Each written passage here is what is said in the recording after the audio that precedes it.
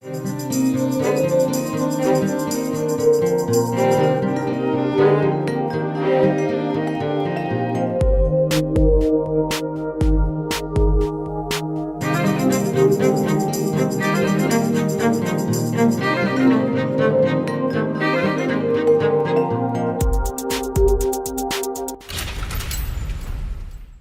mes amis, c'est Rémi Debord, au micro de RCN 90.7. Vous écoutez le son de la différence.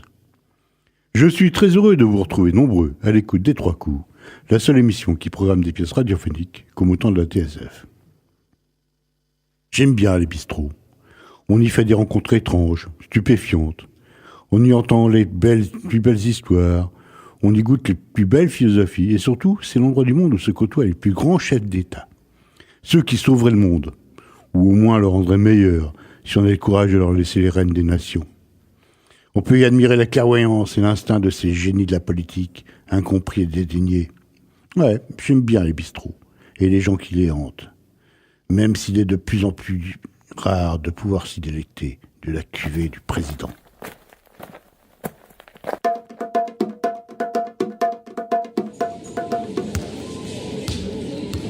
Marcel, un grand verre.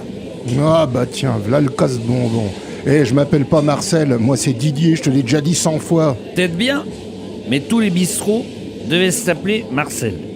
Ce serait plus simple. Ouais bon, on le saura. Bon, un grand verre de vin je suppose. Ouais, Marcel, du vin rouge. Oui, je sais, du rouge, parce que le blanc c'est pour les mamans, et le rose c'est pour les PD, tu l'as déjà dit. Parfaitement. Le rouge, c'est pour les hommes, les vrais, les hommes qui bougent. Et c'est reparti, le bastringo souvenir est en route. Parce que moi, j'ai bougé. J'ai fait la guerre, moi. Et pas dans les bureaux. J'étais au front, moi. Ouais, les gars, j'ai risqué ma vie au service de la France. Allez, vas-y, raconte-nous. Je t'ai déjà raconté que j'étais en Algérie. Non, jamais. Seulement quand t'es bourré. Je peux te montrer. Tiens, voilà mon livret militaire. Tu vois bien que je raconte pas des conneries. Regarde ce qu'il y a écrit là. Médaille commémorative avec agrafe Sahara. Tu vois ? Ouais, j'ai vu avec agrafe Sahara, ouais. Mais en 63, elle était pas finie la guerre, non ? Et là, regarde ce qu'il y a marqué. D'un esprit saint sera regretté par ses chefs et camarades, signé Général Gilbert Cousin. Un esprit saint, bah dis donc, c'était il y a longtemps. Et j'étais chasseur alpin au 22e PCA. J'étais à Courbet-Marine quand mon régiment a été dissous. Mais ça m'a pas arrêté. J'étais venu pour défendre la grandeur de la France. Et c'est là que j'ai rencontré le général. Non, De Gaulle ? Ben non, le général Cousin, 3 étoiles comme le cognac. Et je suis parti avec lui à Colombéchard. Et je t'ai dit que j'étais à Colombéchard ? Tu penses seulement à chaque fois que t'es bourré. Je suis sûr que tu sais même pas où c'est Colombéchard. Si, en Algérie. Parfaitement. En Algérie. Non, sans blague. J'étais dans l'intendance. Intendant général qu'il était, le cousin. C'est lui qui s'occupait de toutes les fournitures pour l'Algérie. Tout. Les godasses, la bibine, l'essence, les fringues, tout. Et j'étais son homme de confiance. Ça explique pourquoi on a été viré. Ça donne soif de parler. Remets-moi donc la même chose, du rouge, parce que... Ouais, on sait. Radio Carré Nancy, le son de la différence. Colombéchard, tu connais pas, toi ? 50 degrés à l'ombre, quand il y a de l'ombre. Là-bas, l'homme qui ne boit pas est un homme mort. Et attention, pas d'eau. Il n'y a que les chameaux et les berbères qui en boivent. Et encore, les berbères, ils ne la boivent pas pure. Jamais. Toujours avec du thé. J'ai essayé le thé. J'ai été malade. J'ai dégueulé tripes et boyaux pendant 3 jours. Ouais bon, tu peux nous épargner les détails, hein. On a déjà connu les horreurs de la guerre, non ? Ah, la guerre ! Je t'ai dit que j'ai fait la guerre d'Algérie. Tu devrais peut-être un peu freiner sur le pinard, ça commence à faire des trous. Des trous ? Où ça, des trous ? dans le truc que tu as entre les oreilles. Mais qu'est-ce que tu racontes? Y a rien entre mes oreilles. Ouais, c'est bien ce que je disais, il n'y a plus qu'un trou. Et Marcel, il est dégueu ton pinard. Bon, écoute, c'est de l'ordinaire, du 11-5. C'est ce que t'as demandé. C'est vrai, j'en ai du meilleur. J'en ai même du bon, si tu veux. De toute façon, ça vaudra jamais le vin d'Algérie. Tiens, même le Bordeaux supérieur. Pourtant, c'est pas de la gnognotte, le Bordeaux supérieur. Eh ben, même le Bordeaux supérieur, ça vaudra jamais le vin d'Algérie. Eh ben, j'en ai eu. J'avais du Sidi Ibrahim, il y a quelques années. Hein. Il tapait dur, hein, ça je peux te le dire, au moins du 12-5. Hein. Sidi Ibrahim, pinard pour touristes, ça. Moi, je te parle du vrai vin d'Algérie. Celui qui était si épais que tu pouvais planter une cuillère dedans. Du Médéa, du Mascara, du Boulawa. Ah non, Boulawan, c'est au Maroc. Je connais, chez Ahmed, avec le couscous, j'en prenais toujours. Peut-être bien, mais il y avait du Boulawan d'Algérie, sûr. Ouais, bah voyons. Et la cuvée du président. Ça, c'était le summum, ça. On buvait ça le dimanche après la messe. Parce que tu allais à la messe, toi? Parfaitement, monsieur. Tous les dimanches, je conduisais la femme de mon général à la messe. Il n'y avait que moi qui pouvais la conduire. Et elle me donnait 5 francs. C'était quelque chose, 5 francs à l'époque. D'accord, bon, tu conduisais, mais tu fichais pas les pieds dans l'église quand même. Ah non, ça aurait pas été correct vis-à-vis de mon général. Remarque, il me faisait confiance. Mais quand même, Ouais, je me disais aussi. avec les 5 francs, j'allais casser la croûte au foyer trou. Je me payais une bouteille, une petite sieste. Après, j'allais chez Fifi. Ouais, chez les putes, quoi. Ah non, ce serait salir la mémoire d'une grande Française qui savait, malgré l'adversité et l'éloignement, maintenir un morceau de France sur cette terre hostile. Il n'y avait pas de pute chez Fifi, et rien que des dames, élégantes et bien élevées, qui savaient se montrer agréables avec les vrais hommes. Ah! Un phare de la civilisation illuminant ces contrées sauvages et désertiques. Enfin, mais qu'est-ce qu'il faut pas entendre? Ta gueule, j'ai soif. Radio Caral Nancy, le son de la différence. L'Algérie, même avec un fusil, c'était un beau pays. L'Algérie... Oh, tu te calmes, hein? Quoi? T'aimes pas Serge Lama? Si, j'aime bien, mais là, franchement... Serge, c'est mon frère. On est né le même jour. Il est né le 11 février, comme moi. On a eu un grave accident la même année, tous les deux. En état d'ivresse, Et alors? Ça change quoi? c'est pas mon affaire, hein. Tu vis ta vie comme tu veux, tu le sais bien. Absolument. Tiens, remets-moi un coup.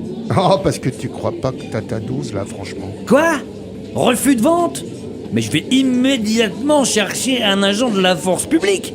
Cet établissement est ouvert, t'es obligé de me servir. Ah, bah, mon vieux, je voudrais pas rater ça. À boire, tavernier! À boire! Bon, ok, mais c'est le dernier. Hein. Une fois, j'ai conduit un général 4 étoiles de Brébisson, le gouverneur de la place. C'était le gros Manitou d'Algérie, le général de Brébisson. 4 étoiles? Mieux que le cognac? Même que la veille. J'avais dormi sur un banc à 3 pattes. Je m'étais cassé la gueule. Mon intendant, il m'avait prévenu. Attention, pas de conneries. Tu laves la bagnole, tu te gares en bout de piste et t'attends. Quand il arrive, tu salues, tu prends sa valise, tu la mets dans le coffre, tu l'ouvres la portière arrière à droite et tu nous emmènes aux messes. Et pas de conneries, sinon, c'est la tour à la Légion.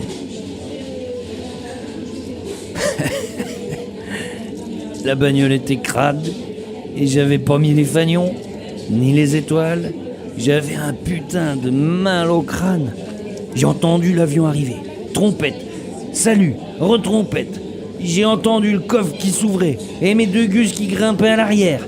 J'ai démarré et là, les motards de l'escorte, bing! Un dans le fossé, à droite, bing! Un dans le fossé, à gauche. Le général, il a demandé: Il a jamais roulé en escorte, ton chauffeur? Et mon intendant, il lui a répondu, c'est pas vraiment un chauffeur, c'est mon secrétaire.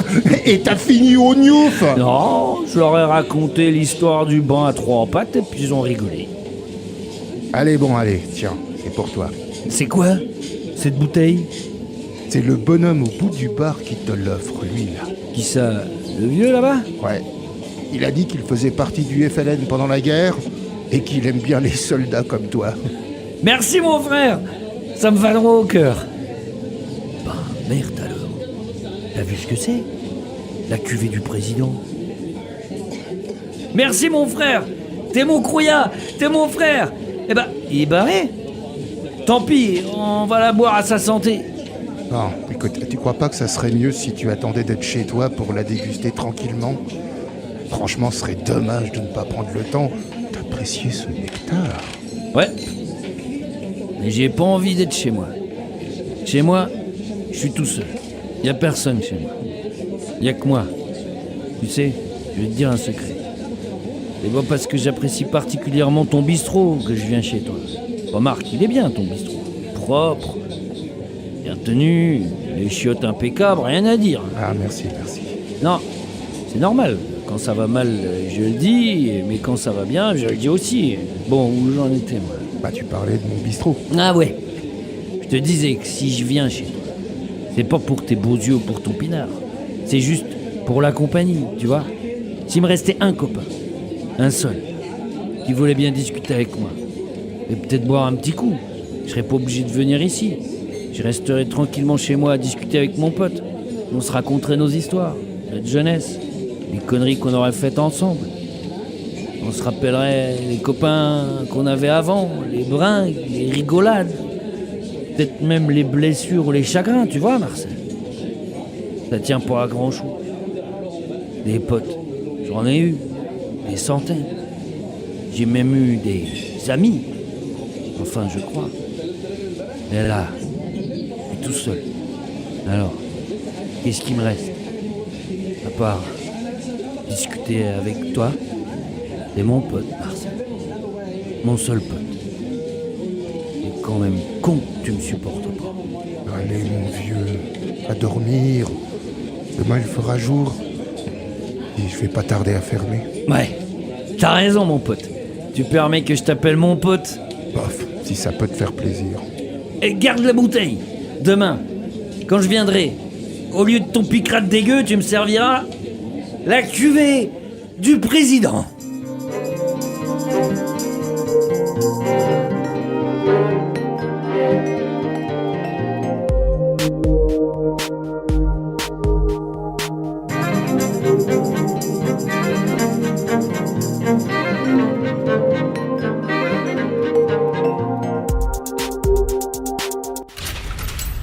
C'était La cuvée du président, une pièce radiophonique de Rémi Devor, avec par ordre d'entrée en onde, le client, Sylvain Asselot, le patron, Daniel Conrad.